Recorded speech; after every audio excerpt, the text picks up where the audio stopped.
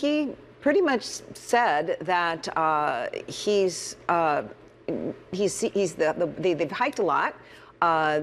Lags always occur in monetary policy. He's worried about how restrictive lending conditions could get. He didn't say he was ready to pause. He didn't say he was ready to skip a meeting, as some others have said when it comes to rate hikes. But he does seem to be signaling just that. So with all these Asian central banks watching their inflation, many of us were stabilized, getting ready to decide on rates, what does it mean for them? Well, I think first, it's not a done deal that they're going to pause in June, right? I think they will maintain this data-dependent approach for Fed and wait until the last minute to decide whether they're going to pause or continue to hike. But even if they take a pause, I think our view is that don't confuse a pause with the end of tightening cycle, because we do feel that Fed has more work to do.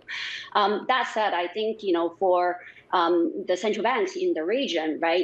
Fed actually approaching the end of the tightening cycle will give some room for Asian central bank to take a breather, especially with the macro backdrop that's easing, and also the inflation, especially the headline inflation pressure that's receding. So I would say the majority of the central banks in Asia will be comfortably sitting on hold. That's where I think this week you'll probably see that Bank of Korea and also Bank of Indonesia that will stay on hold.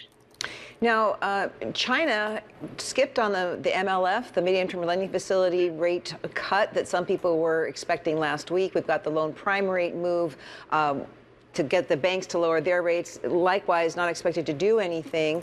You're expecting a triple R rate cut, reserve requirement ratio for banks.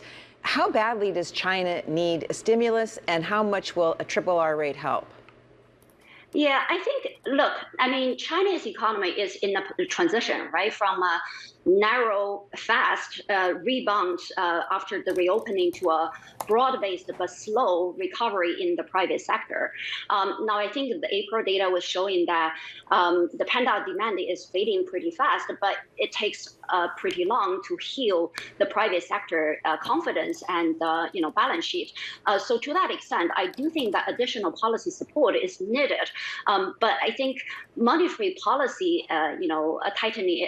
easing itself in terms of rate cut may not be that effective.